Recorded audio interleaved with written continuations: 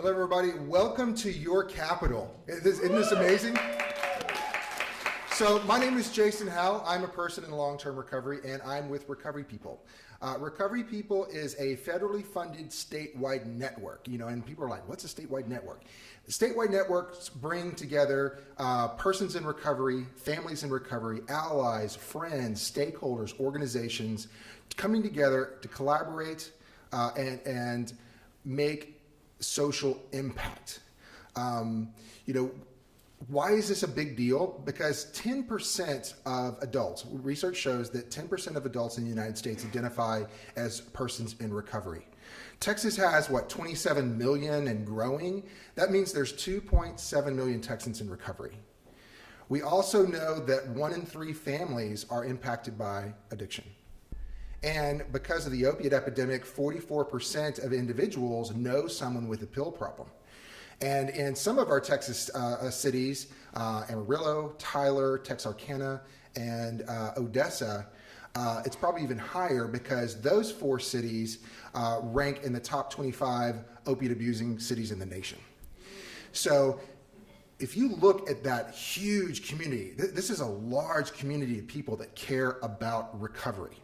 And if we could energize just a fraction of us, we would never have to be begging for resources again. We would never have barriers to what we need again. And that's what RecoveryPeople is about. Over the last year, we've been going across the state helping build local collaboratives. And they've been working at the local level doing amazing things. The Austin group has been co-promoting tons of great events and even have collaborated around grants and are starting to win grants. Kerrville put on a run and has been talking to their city council trying to get rid of fair housing discrimination against us. And Amarillo, they have been talking to their state representative and also putting together some educational resource materials for their community. So as we go into this legislative session, now it's time to start looking at how can we impact change at the state level. And I'm so glad that y'all are here because this is how we start building that momentum.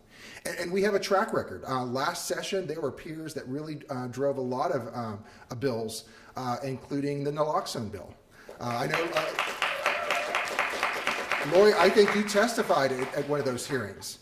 And we also got a Good Samaritan law passed, but unfortunately, the governor vetoed it. So that just shows the power of what we can do if we come together and advocate. And this is a huge, huge opportunity. I'm glad that we're collaborating with our treatment providers because we need more prevention and treatment services.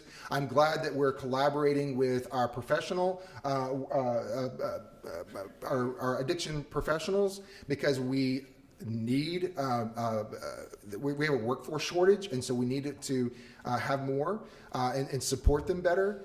But beyond that, I mean, addiction touches so many elements. I think Cynthia and I were talking earlier, it's like, how do we tell the whole story so that legislatures understand that addiction impacts so many different things, and we need to lower barriers and by raise of hand, criminal justice reform. How many people think that we need criminal justice reform?